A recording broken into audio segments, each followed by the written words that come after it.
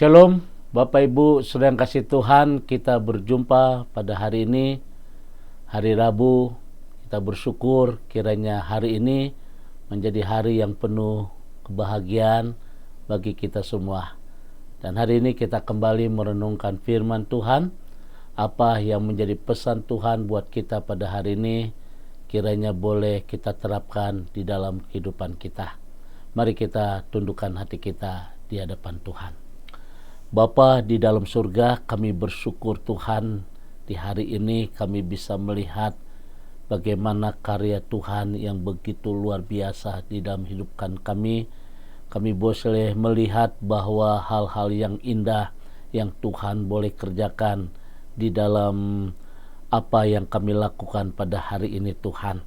Oleh karena itu pada hari ini kami akan kembali merenungkan firman-Mu. Melalui renungan harian ini Tuhan, kami percaya di dalam firman-Mu ada kekuatan, di dalam firman-Mu ada jalan keluar, dan di dalam firman-Mu ada sukacita.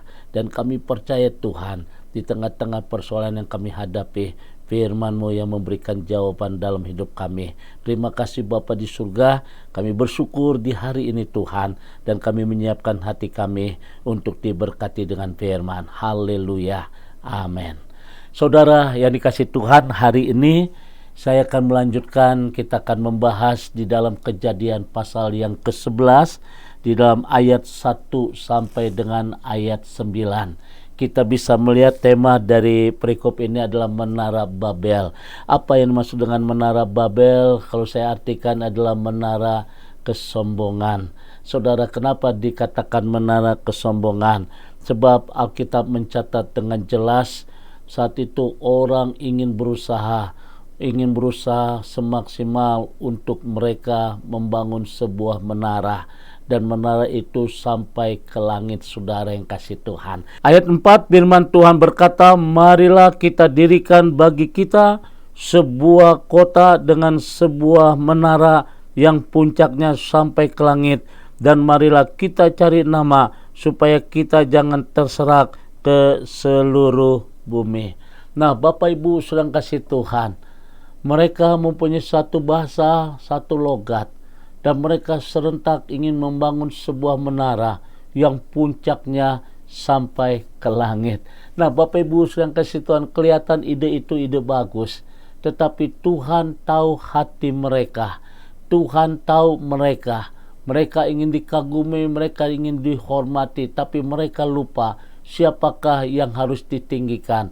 Di dalam ayat 6 dan 7 sedang kasih Tuhan dengan jelas, mereka lupa bahwa Tuhanlah yang lebih hebat, dialah yang seharusnya dikenal dan mendapatkan kekaguman seluruh manusia. Nah, saudara yang kasih Tuhan, di dalam ayat 6 dan 7 dengan jelas bahwa Tuhan tidak menyukai kesombongan umat manusia.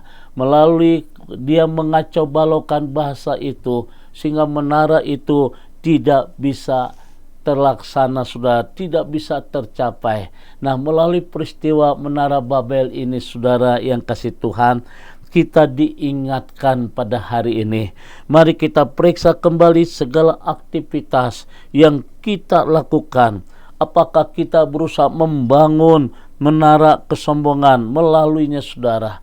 Apakah yang sesungguhnya tujuan kita saat kita melakukan hal itu, saudara? Apakah kita berharap untuk mendapatkan pengakuan melaluinya, saudara? Mari kita ingat kembali bahwa Tuhanlah yang patut dikenal, kehebatannya yang patut dikagumi, dan satu hal yang indah, Tuhanlah yang akan kita tinggikan. Oleh karena itu hari ini Bapak Ibu sedang kasih Tuhan, melalui peristiwa Menara Babel, Tuhan ingatkan siapakah kita di hadapan Tuhan.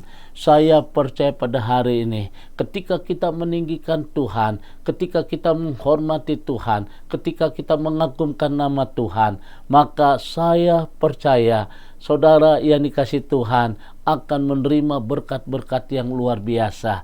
Jaga hati kita, dan kita harus sadar siapakah kita di hadapan Tuhan. Di dalam segala hal kita butuh Tuhan. Belajar hidup dalam kerendahan hati di dalam segala bidang. Ingat siapakah kita di hadapan Tuhan. Kiranya Tuhan memberkati. Mari kita tundukkan hati kita di hadapan Tuhan. Bapa di dalam surga, melalui pelajaran hari ini mengenai Menara Babel, Tuhan ingatkan kepada kami Tuhan, bahwa Tuhanlah yang patut kami kagumi, Tuhanlah yang patut kami tinggikan, Tuhanlah yang patut kami muliakan, sebab kami percaya Engkaulah segala-galanya dalam hidup kami. Terima kasih Bapa di surga pada hari ini Tuhan, firman-Mu yang akan memberikan satu hal pelajaran yang indah, bahwa kami harus tetap berjalan dalam kerendahan hati, baik di dalam pekerjaan kami, baik di dalam usaha kami, bisnis kami, di dalam keberhasilan kami, bahkan dalam rumah tangga, bahkan di tengah-tengah masyarakat. Terima kasih Bapa di surga, kiranya firman-Mu menjadi berkat bagi kami semua dalam nama Tuhan Yesus. Haleluya. Amin. Nah, saudara yang kasih Tuhan, saya ucapkan selamat beraktivitas pada hari ini. Tetap semangat, tetap optimis bahwa kita yakin Tuhan punya rencana yang indah dalam hidup kita. God bless you. Tuhan memberkati. Amin.